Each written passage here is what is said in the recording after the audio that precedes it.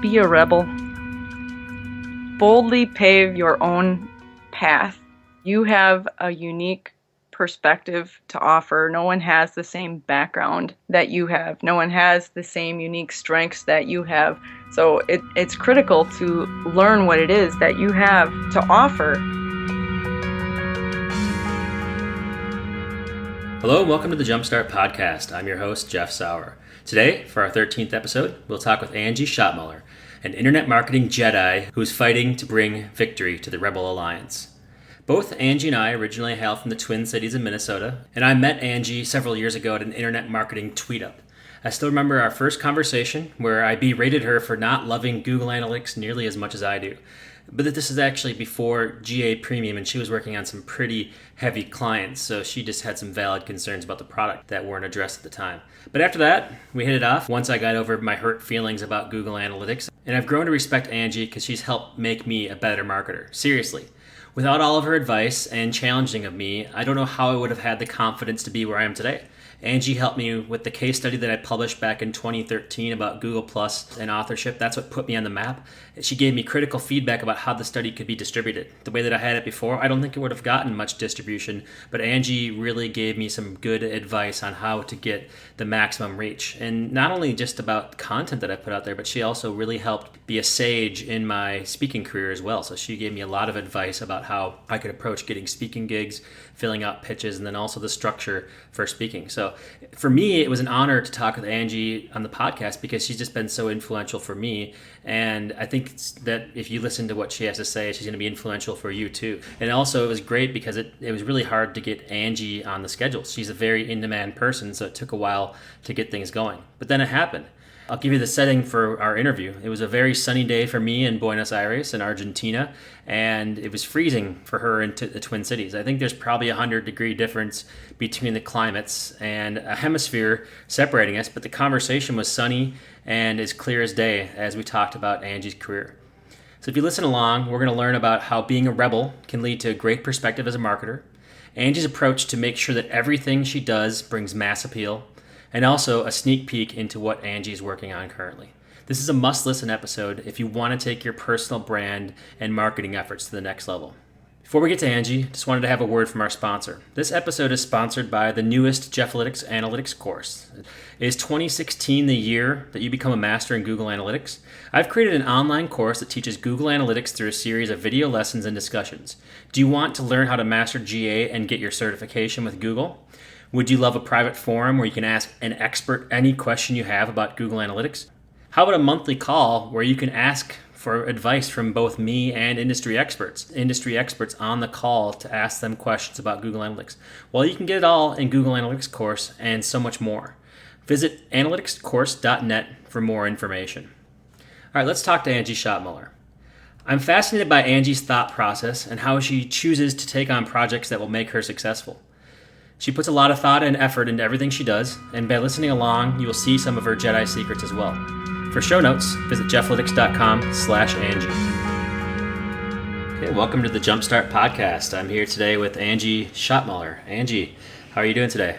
I'm good, Jeff. Thanks for having me. Thanks for joining me on the podcast today. And I just wanted to talk to you a little bit about your career journey, how you got to the point where you're doing amazing keynotes all over the world. And so let's go back to the beginning. The first question I like to ask is, when did you know that this was something you were interested in? When is the first time you got somebody interested in what you had to say, whether it's marketing your products or services or just the concept of marketing in general? When did you know that this is something that you were interested in doing? I think I became a marketer at a young age and didn't know it. Like at a really young age, I was just crazy fearless. Picking fights with boys or challenging teachers, challenging status quo in general, I guess. If there was a barrier or challenge, I'd want to conquer it or find a way around it. My mom was she had me when she was 15, and I grew up in somewhat of a challenging environment, so I just always kind of felt like if I'm going to be the underdog, then how can I rise above it and show others that it doesn't matter what barrier's in front of you, you can always go and tackle it. And I noticed early that other people were drawn to that.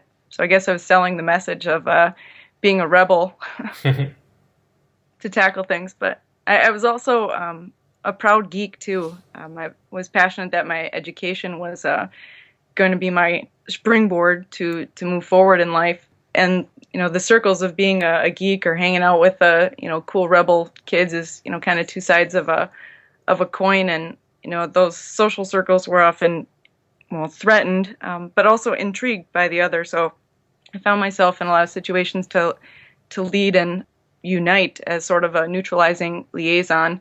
And fast forward to kind of modern day, I began my career as an IT developer and sort of leveraged that same concept of flipping the coin to be that liaison between marketing and IT, or branding communications and IT, to just help get people excited and drawn to change status quo, but also to ease their mind into embracing change and wanting to unite and understand other people's perspective.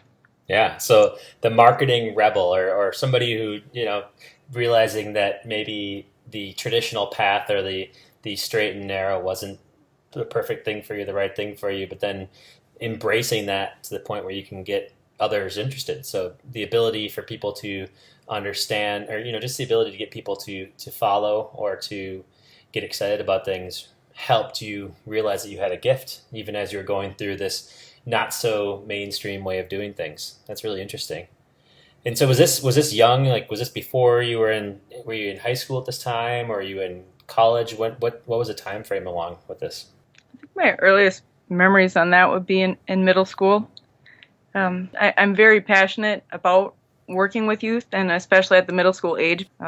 I certainly could have gone way down the crazy rebel anarchy path, which actually I ran for student council in middle school, and I remember my poster boards, for A for Angie was actually an anarchy symbol. Like, the irony, student government and anarchy symbol, because, it's just crazy, but. Yeah. So did you, I imagine you as I've only known you, a little bit later on. I didn't know you in the college or middle school years by any means. You've obviously just established like a signature look of the leather jacket and the hair and everything like that. Was that started all the way back then, or was that something that came along later on? Clearly my hair started then, because my hairstyle has not changed. My nephew found one of my middle school yearbooks a few months back, and he looked at the picture, and I basically looked the same as I did in 7th grade, and he's like, "What's wrong with you?" Well, yeah, it's funny. Like that's become the calling card, though. So it's sort of funny to think that. It's sort of like just a miniature version of what we look like today. So you went through that process, and then obviously having the interest in both, the technical piece of things. Obviously, there's a certain circle of people you hang out with at that point. It's like the smart kids and the clubs and the people who are interested in those things. And then there's like the other aspect to it. Did that continue on? Like when you went to college, was it continuing with that? What did you go to school to do? How did all that work? So all my life, I wanted to be a veterinarian. Like, honestly, as early as I can remember, because I was so in love with animals. So I went to school as a pre-med biochem major at University of Wisconsin-Milwaukee, with every intention of following that path. But I joined the U.S. Army Reserves my second year in college to help pay for school, and I worked in a hospital, and I was also diagnosed with narcolepsy at the time, and realized that my physical condition is not conducive to working in a hospital. So I had this major shift in college of like, okay, what direction do I take? And I had to try to come back to some roots of where I was like, okay, I was always awesome at math and science. What I like to do, and someone said, hey, try marketing. And I was like, no, everybody does marketing. It's not easy to get a job there. And I was very passionate about paving my own path where I could see myself as being unique and setting new benchmarks, so to speak. So I tried a computer science class just to appease my roommate. And it was a programming class for C++. And I think our first assignment was like creating a calculator. And myself and another were the only ones that actually did it and everybody else failed miserably. And I remember tons of people actually crying, like thinking, how are they going to get their business degree, because they couldn't figure out how to do this programming class and it was required. And that was a light bulb for me. I was like, well, this was so boring to create a calculator, but it was easy. So I'm like, how can I make this fun? So I switched to a management information systems major and went through all the technical stuff there, and it worked out great, I guess. I love the School of Business at EWM. It was really a good program to go through.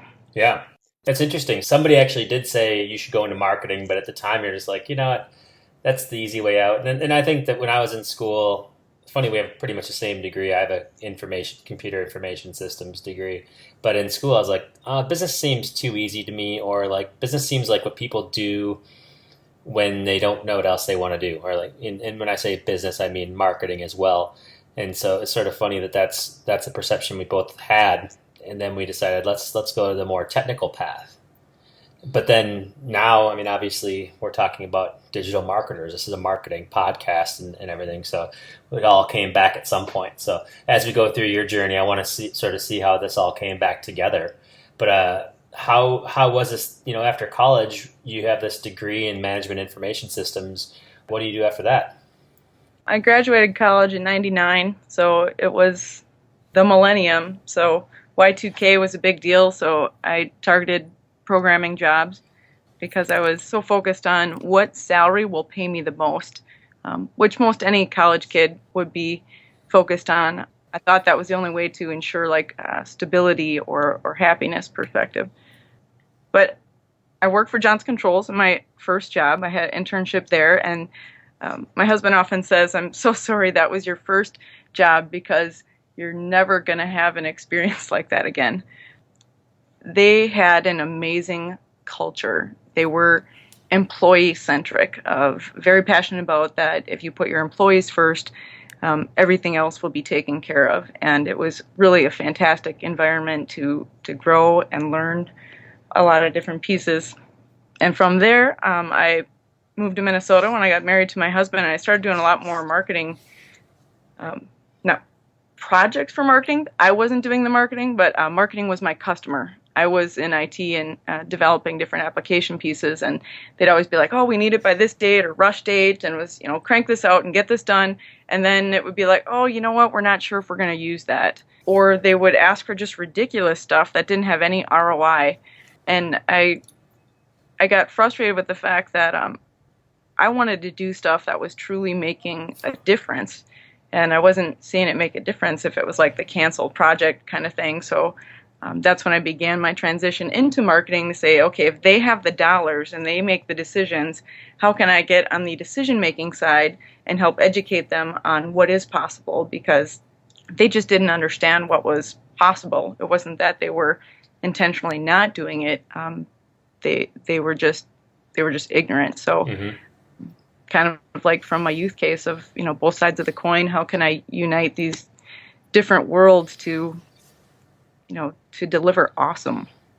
Yeah. So you're looking through this process and you're like, okay, well, they want this. I can certainly execute on what people want us to do. I have the technical skills to do that, but is this the right thing? Is this really strategic? Is this, it all comes, the whole, the definition of insanity is doing the same thing over and over again, expecting different results. I think that is sort of, when you look at marketing, that is one of the things that we end up seeing is people keep on doing the same thing over and over again. And it might sound good. It might be something that we all think is good in a vacuum, or we all are sounding boards to say that's a good idea. But is it? Is it a good idea or not? And so you sort of saw that and said, I can do better than they can. Not even so much do better, but I think that I have the skills to make this work.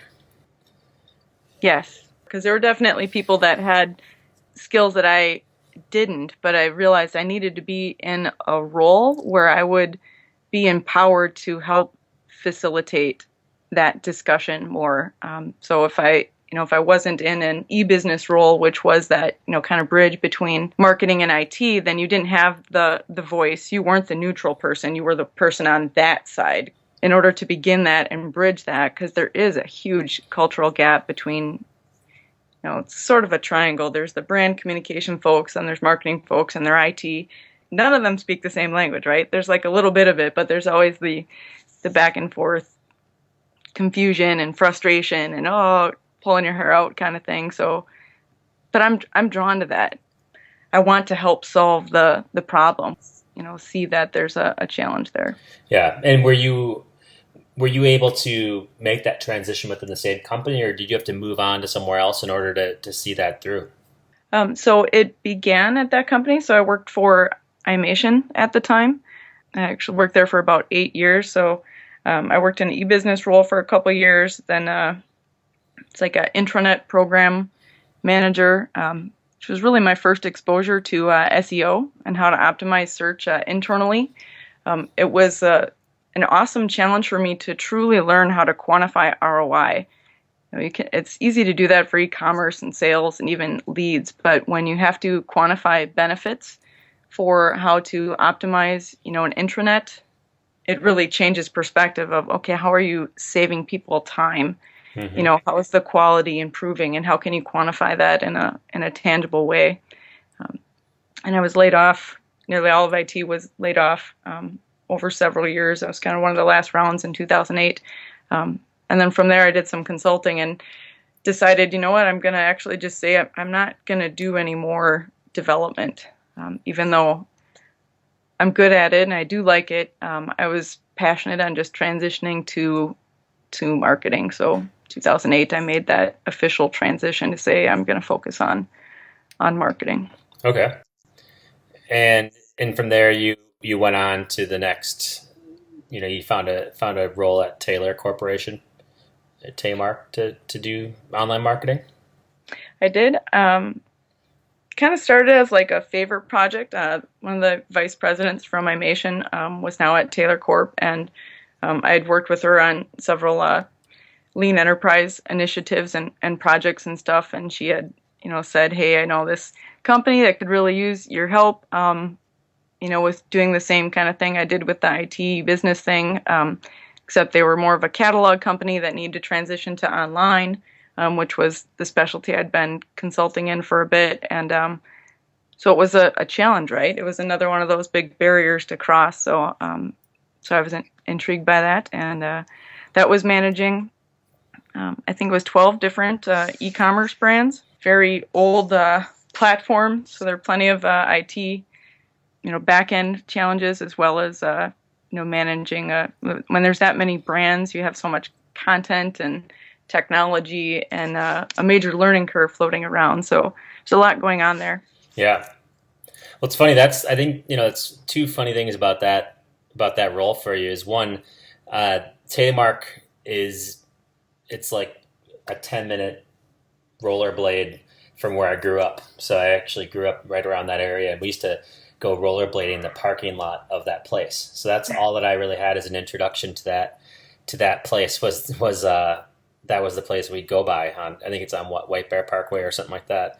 It's just sort of funny. And then the other thing is this is where you and I met for the first time. And that is, I think either one of us reached out to each other on LinkedIn, but we had a lot of the same interests and a lot of the same, you knew some of the same people and stuff like that. So it's sort of when I think we were both at that time, okay, this online marketing thing is really going to be something big, and, doing some networking and talking to each other and just sort of seeing, comparing notes and everything like that. So I think that's the first time that you and I had met at that point was when you were working there. Is that when you started doing other networking as well? And when did the whole process of, publishing yourself, writing blog posts and speaking and stuff like that, was that at this place or was that later on in your career?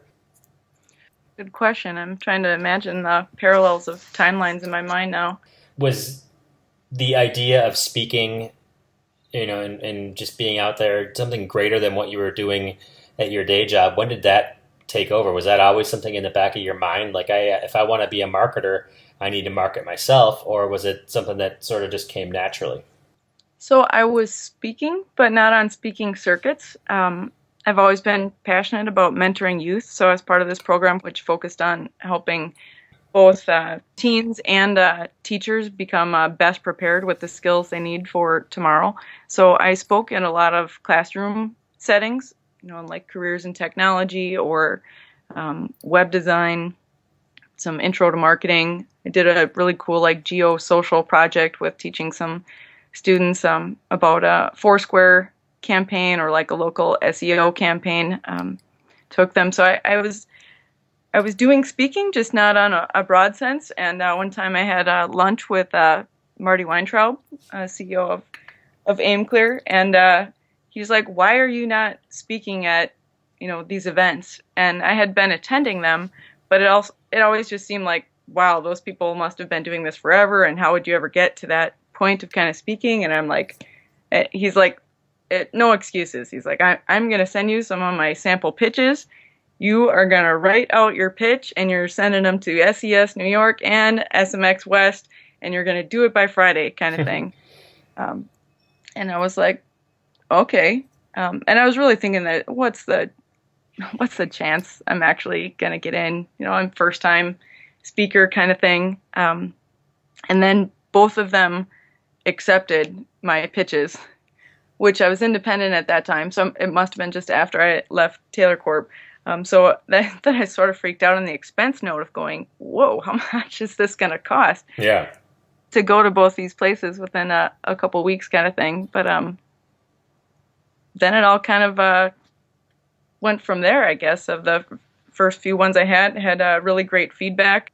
Sort of in a backwards perspective, after I spoke at SES, Search Engine Watch asked me to start writing for them as a columnist, so I began doing that.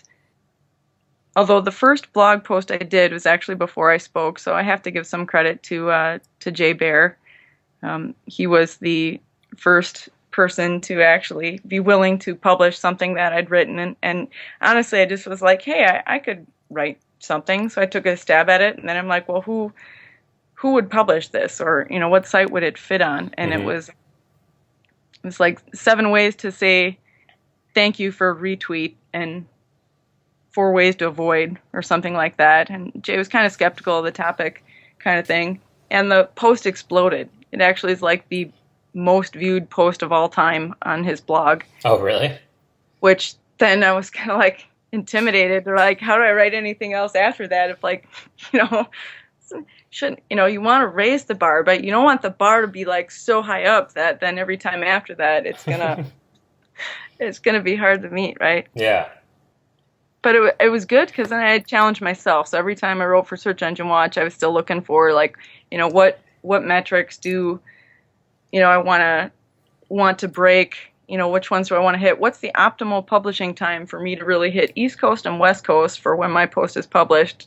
How do I really make sure that it hits stumble upon? So I did manage to break a lot of records at Search Engine Watch, but it's because I was very scientific about the timing of the publishing and who I was, sharing with or planting seeds with to get the posts out there for visibility to be shared. Yeah, I mean that's one of the things that I've you and I as we've talked and everything like that, I think we take a little bit different approach to how we do things, and it's been nice to be able to talk to you though, because what's intuitive to me maybe is not the same as the way that you do things. And what I mean by that is I have always just sort of flown by the seat of my pants and just published something because I was done with it, because it's like, okay, well, I'm sick of writing, or I think this is done, and I put it out there. And some things, the things that I really concentrated really hard on getting done and then promoting, did pretty well. But a lot of the things, if you just do it that way, won't really get very far. Whereas it seems like, the writing of the piece is an important part of it, but it's not everything by any means. And for you, it's more like, hey, I wrote a good piece. Sure, that's a given. I'm only going to write good stuff. But I also want to make sure that I have the conditions and that I'm data-driven and scientific with how I get the best response. And it's something you rarely hear people say when they talk about the effectiveness of what they're doing. A lot of times people just say, yeah, you just got to publish on a blog or something like that. But you're saying having these conditions in place, knowing what the factors and the variables are, and making sure that you can control for those things is what's going to get you the best results. Yes. And I was driven by that because I realized that for me to write is no small amount of time. People that can write a blog post in a few hours, that's a gift. I reread and edit and enhance my content kind of, continuously until I feel like I really have a comprehensive piece of content that is solid link bait. Like I can't do the news post kind of thing, so it takes me a while to get to that. But it's all focused on if I'm going to do that then. If it's going to take 40 hours out of my week to write an amazing blog post, then what am I going to measure as success? Mm-hmm. How am I making a difference? How am I really adding value? Because I didn't want to take that much time out of my schedule to, or effort to put towards that if I wasn't going to feel like, yes, I'm making a difference. And those social metrics were just one of the ways where I was trying to measure of, are people finding this to be value added? What content is what's drawing attention and interest more than other pieces. So it was like, yes, I wanted the social shares, but it was more so about how do I, qualify the success of these metrics and justify, spending time on blog posts versus going out fishing with my nephews. Yeah. So that's interesting. Did anybody plant that seed with you, or did you just intuitively know that? Because I don't think that's an intuitive thing to think about for most people. They see what other people are doing. They see that they're successful bloggers. They see there's publications like Search Engine Watch that are successful in doing things. But most people are concerned, and I think that for a long time, and I still probably am this way, which is sad to admit, but I'll admit it, I'm more concerned with belonging and just like I'm good enough to be there. I was never concerned about being the best. I was like, just getting up to the table, just getting an at bat is enough. Whereas you are saying, hey, I'm pretty sure that if I work really hard, I can get an at bat with somebody. But if I'm going to even step to the plate, it needs to be a home run, or it needs to be, a potential home run in order for me to even want to play this game, which I think is really an amazing perspective. It's just, I don't think a lot of people have that intuitively. So if you have any ideas about how that happened, or just maybe some background there, that would be helpful for me too. So I think maybe it comes a lot back to youth of, people saying, someone says, you can't do that, or you're not going to be anything, that kind of thing. That's like rooted deep in me. So I think maybe I've always feel that inner bit of I have something to prove, even though I've totally reached a stage of contentment where I don't.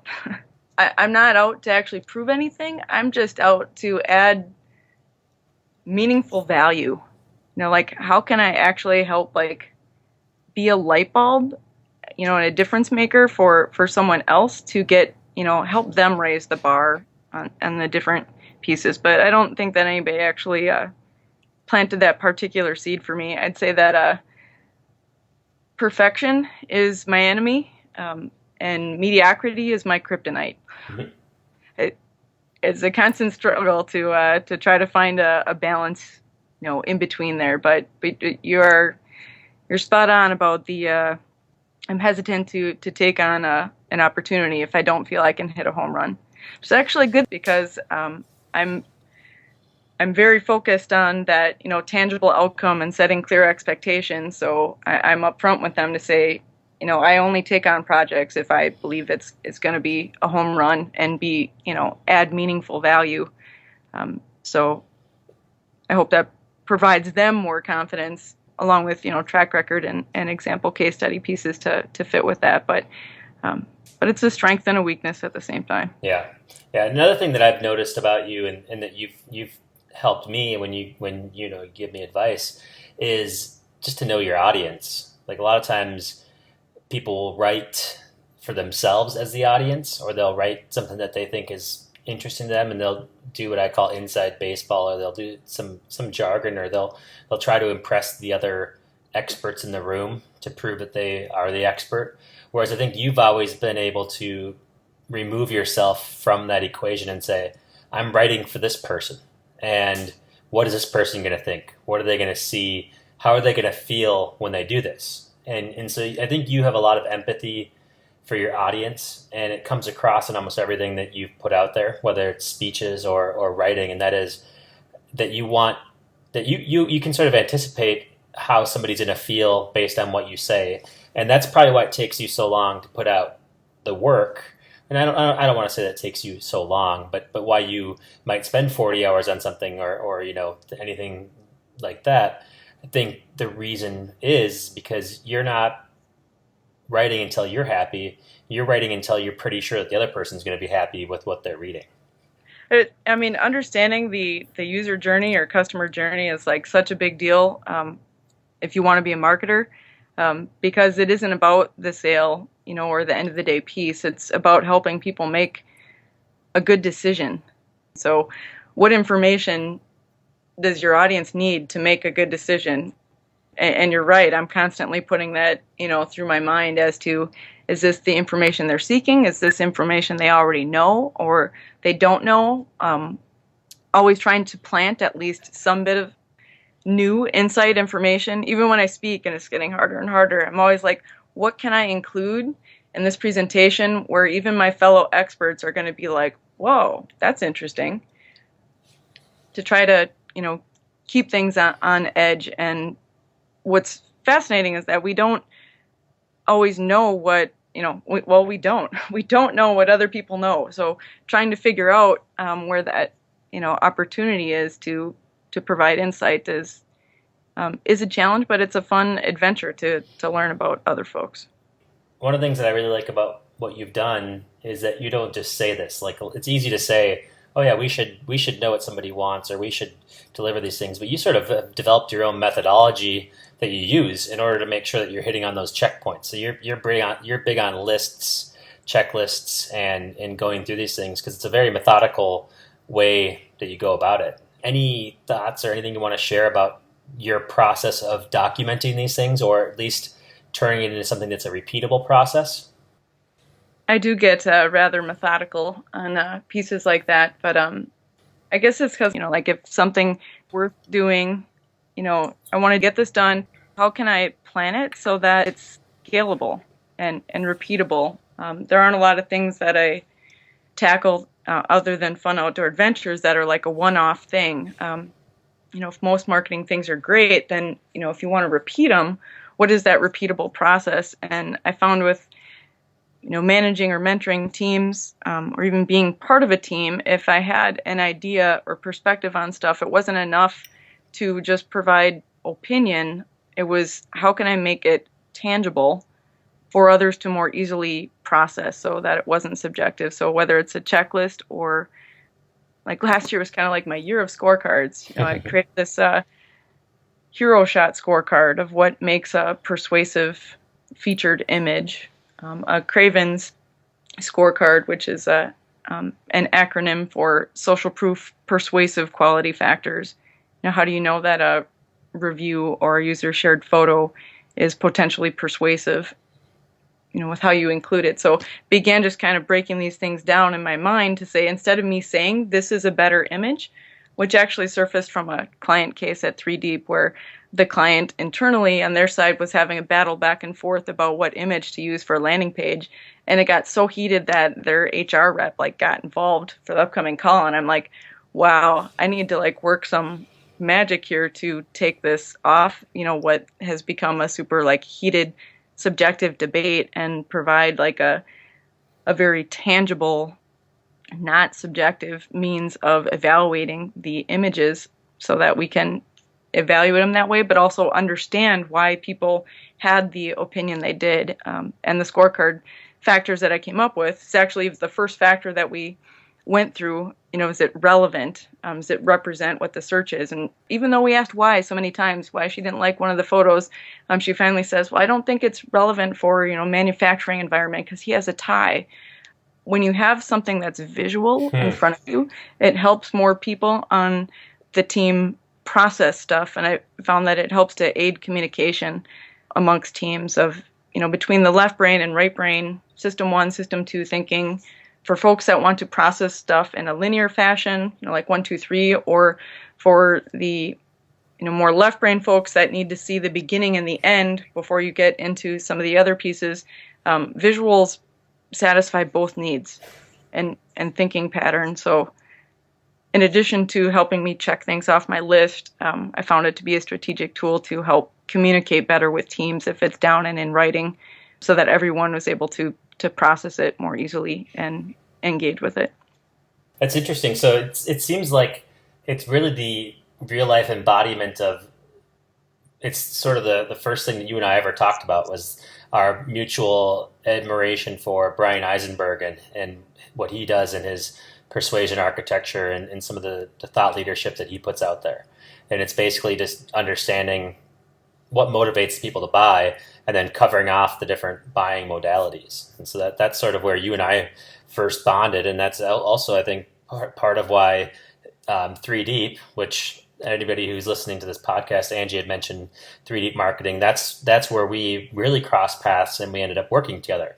So we didn't really actually work together on any projects at that point, but in 2013 we were working at the same place at the same time, and so that was sort of an interesting thing. But I think that a lot of it had to do with what we're talking about here, and that is just getting a really strong understanding about who our customer's customer was. So we were an agency providing marketing services and to big companies, and then they were out there trying to find new customers. And so that empathy for the customer's customer, which you're talking about here, was a really big part of why we ended up being able to work together. So that's sort of an interesting thing there. And it's really taking ideas and turning it more into action, taking these ideas around hitting the person who's about to buy with the right either offer or the right hero shot, whatever it ends up being, based on what we know about them or what we perceive to know about them.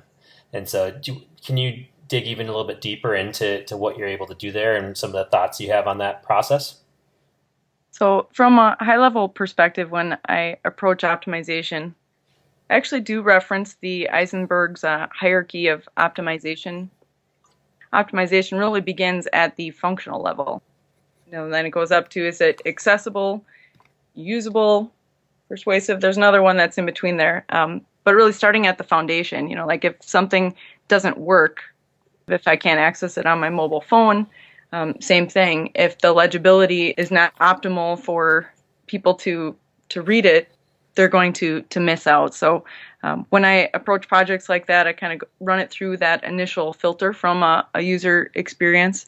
I'm very data-driven, so I do a lot with event tracking in different pieces. Ian Lurie of Portent referred to it as event tracking on steroids when he saw it, because there was some event tracking that I actually thought that all conversion optimizers do this. And then when Ollie Gardner saw what I was doing one time, he was like, "What is that? How did you do that?" I was like an aha moment for me of, isn't everybody doing this? So I know, like, as marketers or folks in technology, sometimes we're inclined to hide what we do because, it's our secret sauce or it's how we get stuff done, and then everybody else is going to be more competitive. But one time Matt McGee said, and he's interviewing someone, you can't be a thought leader unless you're willing to share your knowledge. And that really moved me to want to share stuff. But also on the note that I found that if I don't share more of what I have, I can't tell what I'm doing really is that, like, wow, this is what's unique. Nobody else is doing this. Nobody else does know this. So as I've kind of opened up to more folks in the last year or two, I've really found more things that I've been doing for a long time that I just thought everybody did, that other folks weren't, and discovered that it's valuable to other people. So both aspects there of to share your knowledge to help others in that way, but it also really helps you evolve when when you see where you can really add value and what you have is unique. Yeah, no, that's amazing. I mean, that's really about as good of advice as you can get for people. That is to learn all that you can, but also to share your knowledge. And it also reminds me of all people, Mark Cuban and his story about how he became a millionaire. Now everybody thinks of Mark Cuban as a billionaire, as if that's like, the thing, but probably the most important thing he did was making his first $1 million. And the way that he did that was he was fortunate enough to be in Texas during the computer boom in the 1980s and what he realized was that nobody would read the manual on how computers worked. So he was doing computer sales, and nobody could answer questions because they didn't really understand how these computers work. So he read the manual of basically of every single computer that was out there on the market, and was able to answer any question, and was able to sort of like help with any sales thing that was needed. Became one of the best salespeople out there. And then he took that knowledge and started selling computer parts and sourcing them, and just sort of built his own business around that, and made a good amount of money just doing that piece. And what it came down to was he thought that everybody else did that. He thought that every single other person read the manual, and what he found was nobody does that. Nobody goes through the process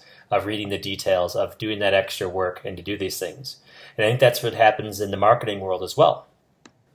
Basically, marketing is the process of getting people interested in the product or service you have to sell. So it's the unique art, science, whatever you want to call it, behind getting somebody to buy what you want them to buy from you. And a good marketer is just somebody who's good at that. Somebody who's good at getting somebody to buy what you're selling. And okay, well, if that's what marketing is, then the tactics we learn, the case studies we see, all that type of stuff may not be telling you everything. It's telling you what was successful for one person. But where it comes down to, the best marketers are the ones who don't care what anybody else says. And I heard this from you, Angie. I heard it from Ollie Gardner. I heard it from other people. And they just say, they put themselves in the shoes of the person who is going to buy. And then they try to figure out they figure out what buttons they need to push, what things that person needs to hear in order to purchase. And the funny thing is that they get the most success, the ones who can figure that out consistently, and they get outsized results because it's exponentially better results when you do that. But not only that, but what they end up coming up with, their methodology becomes proprietary. Something that's a differentiator, something that is very hard to replicate, because it's not just a technique or a checklist or any of that stuff. It's getting better at getting somebody interested in what you have to say. And so you're describing the process that a great marketer goes through. And it's really, you'd think that everybody else is doing this, but very, very rarely are people doing it, because they're not really good at marketing. They're actually just good at talking about like what would be in a marketing book in school, perhaps, or they're good at repeating what they hear others say, but they're not innovating. They're sort of just parroting. And so what you've described to me is exactly what I think, if anybody could get anything out of this podcast, or if they're looking to get into marketing, that's the thing we all need here. It's the ability to get somebody interested in what we're doing, and then to create something that ends up becoming a competitive advantage for you, because nobody else is even possible of repeating that. Nobody's capable of repeating the process that Angie goes through, because she did it and she went through it and had a lot of empathy for the person. You're capable of creating similar things, but not in the same way. And so if you want to create something truly unique, this is how you have to do it. And that's what you've done. And that's exactly what you've described here. I love that Mark Cuban story. I actually was not aware of that, and he is my favorite shark. So I totally love that story. Yeah. It's he wrote a series, and it changed my outlook on a lot of things. It's called Success and Motivation, and it's like on his blog Maverick. I'll put the link in the show notes, and Angie, I'll send you the link as well. Love that story. On the marketing note, I'm trying to get someone to buy a message. I tried to not think of when I'm leveraging persuasive psychology, because I always feel like it's very powerful and need to wield it carefully, kind of thing. Are you helping people make a good decision? Are you problem solving? And there are problems and challenges all around us. So if you're the one to step up to help solve a problem, consumers are going to embrace that. Like if you only had, someone asked me this on a blog post like a year ago or something, if you had 4 hours to optimize a website, what would you do? Which I just scoffed at and sent it back and said, that's not an option, and he's like, just hypothetically work with me here, kind of thing. And I was like, well, the reality is I want to know what that pain point is directly from the user. So I guess I'd put a poll on a site, or I'd go and talk to the customer service team and find out, what's the top objection, what's the top question or barrier, because questions, unknowns, uncertainties are conversion barriers. And if you can learn more about your audience, then you're going to help them make a decision. It's not always a super persuasive psychology insight. A lot of times it's simply common sense and actually taking the time to ask the questions and understand the audience, to learn what their hooks are, to learn what their turnoffs are, and then finding a way to to buffer that or to answer that question. There could be the simplest of questions that just wasn't answered up front on the page, and that slight change can yield gigantic improvement in conversion. Yeah, absolutely. And it's funny that you say that about people approaching you that way. It's sort of like my experience on Quora. I sort of try to answer AdWords and analytics questions on there, but most common question is like, if you only had $5 to spend on internet marketing, how would you spend it? And that's the wrong question. That's a question from somebody who puts artificial constraints on something, and it's not at all how an entrepreneur would react to something, because entrepreneurs don't believe in artificial constraints. They don't believe in that at all. They believe that I don't need $5. Why would I waste my time figuring out $5 when I could do it for 500 or 5,000 or something like that? So those questions can cripple people because they sort of concern so much about these constraints that may or may not be necessary. Whereas, like you're saying, maybe 4 hours isn't the answer. Maybe finding out how to make something better in 4 hours it's not definitely not your answer, and it's absolutely not the right question to be asking in the first place. The question is, what can I do in order to get more people to buy from me? And it usually comes down to two things. One is just writing better, providing better information to help the people make the decision.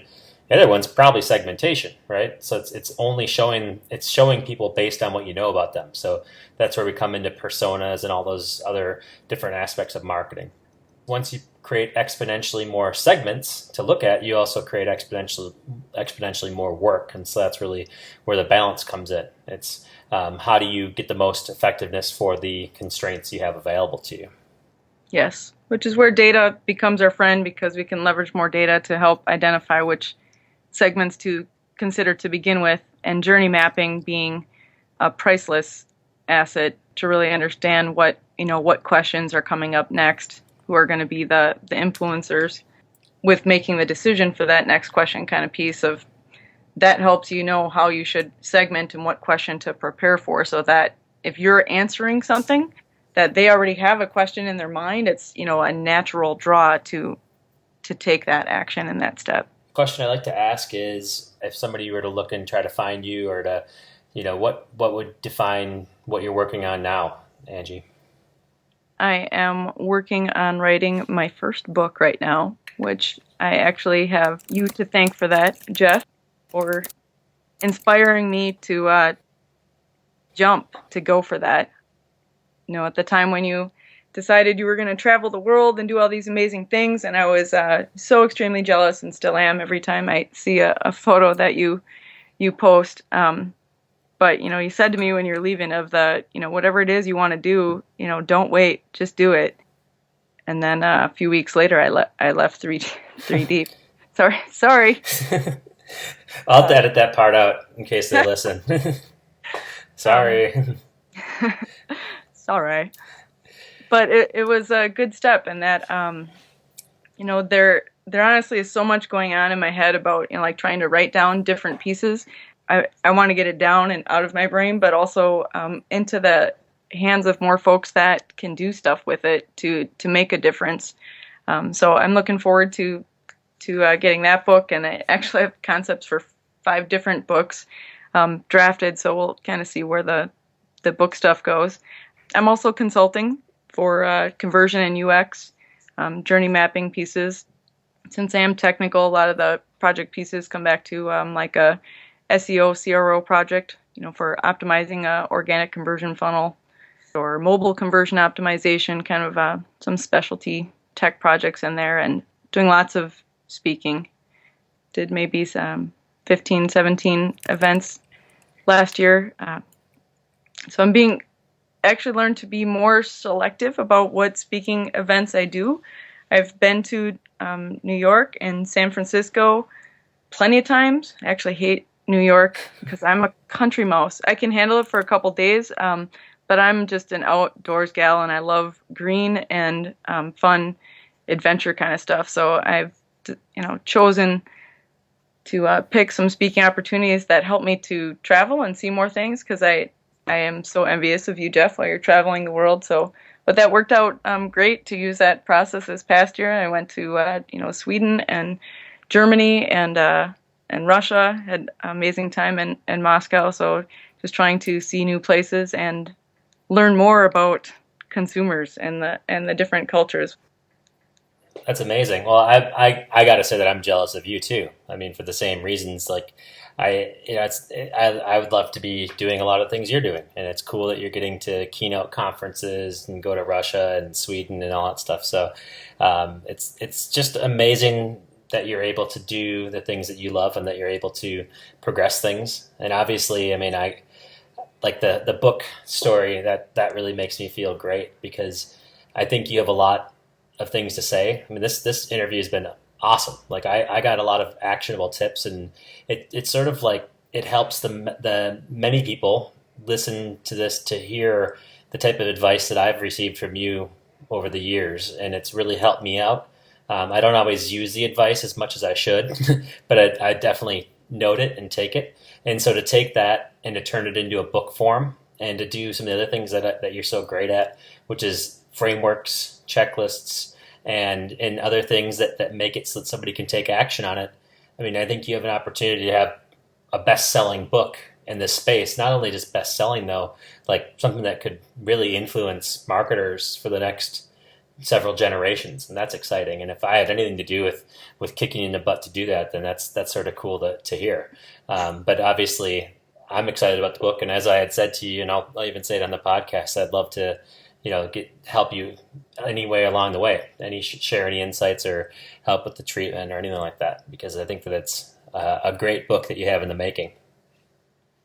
I appreciate that. Yes, I would love your input. Again, I'm always wanting to understand that user perspective, so that would be great.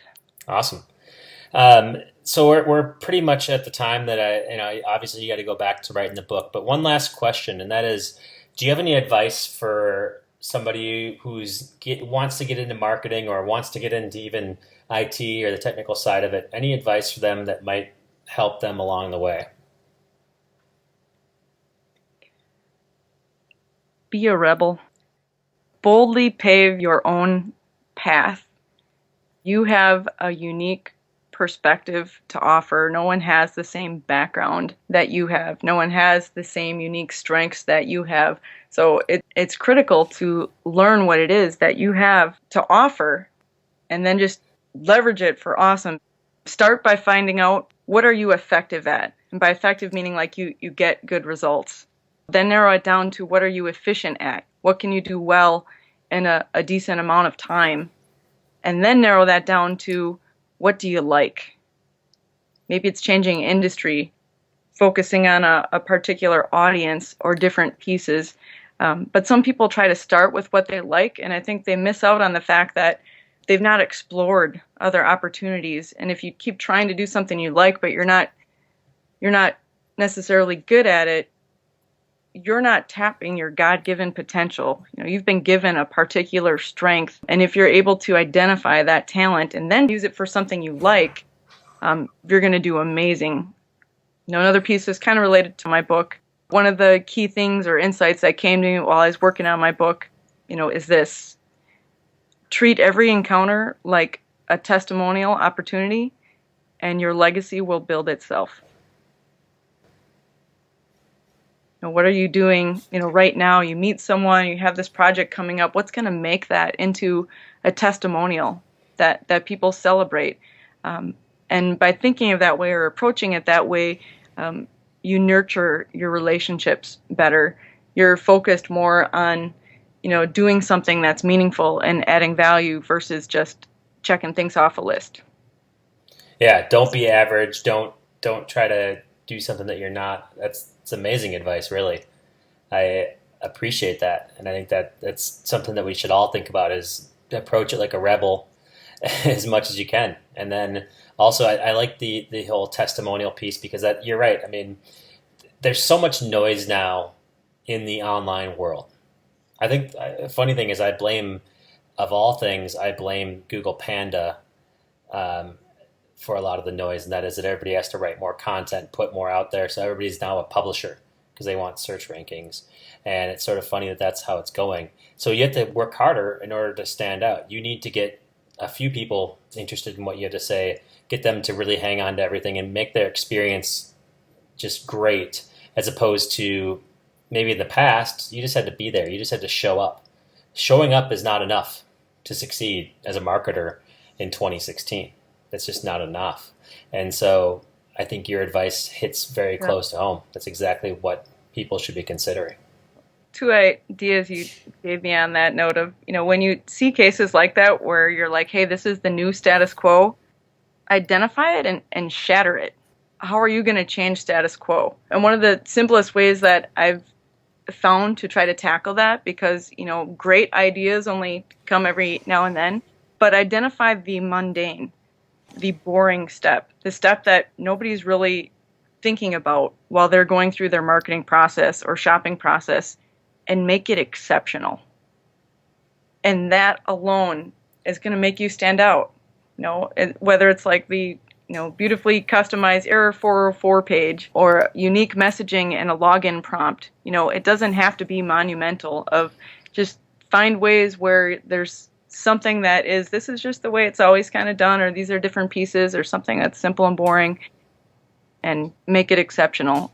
And you're going to find that you're paving your own path just fine. Yep. Yeah, I couldn't agree more. It's funny. It's a story and then we'll close it up, but a story of something that I did this week to try to do that. And so I opened up an apprenticeship program at Jeffalytics, and it'll probably be closed by the time this episode runs, unfortunately. But I basically created a form where you can fill out different aspects about yourself, and then I give you an immediate grade as to whether or not you're a good fit for me based on what I need. And so people go through it and they'll fill it out. And several people have filled it out.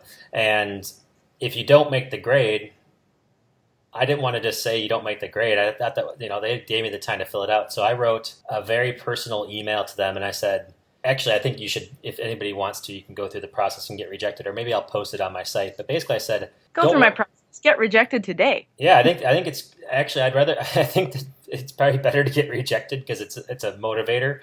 And the rejection letter basically says, you probably hate me right now. You probably think I'm an idiot. There's 2 things you can do here. You can either give up and just say, this isn't for me. I should just stop marketing because Jeff's stupid form told me that I wasn't good enough. 2, get mad.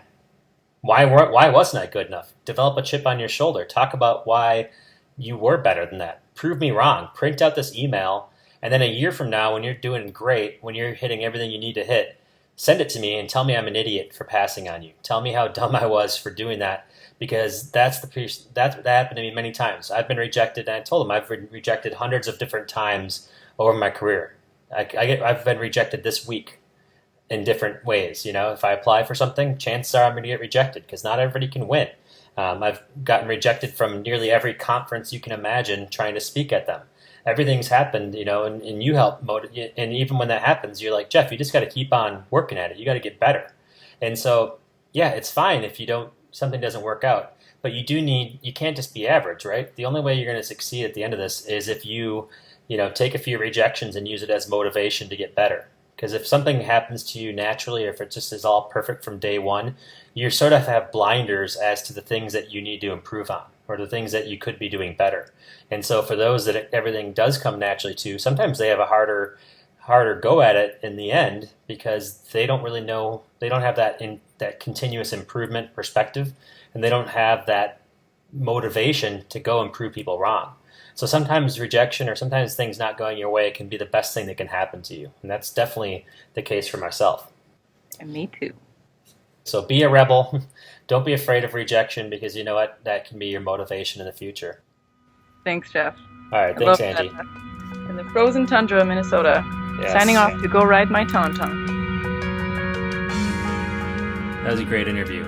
I can't help but respect how much Angie puts into her articles and presentations. And it's not just thinking about what's in it for her, rather it's what's in it for the user. We should all remember that whenever we put out any kind of marketing, it's always about the user and being empathetic to their needs.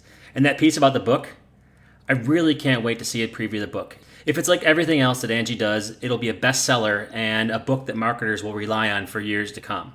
Not bad for Rebel from Wisconsin, who once lived about 3 minutes away from my house. The more I travel, I realize just how big the world is.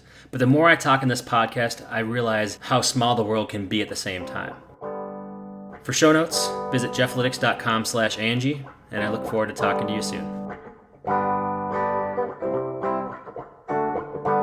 Dear friend of Jeffalytics, you heard the story of a girl who challenged status quo in digital marketing world.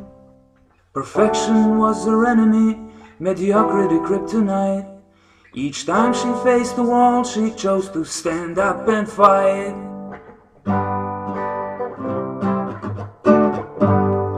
Her marketing solutions are the ones you can repeat.